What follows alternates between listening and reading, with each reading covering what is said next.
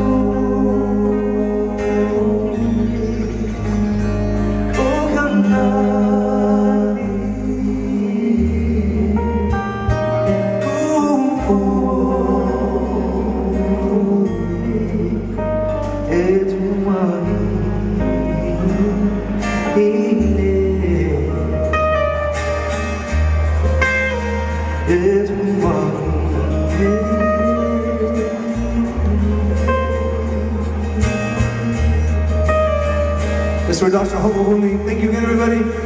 Happy holidays.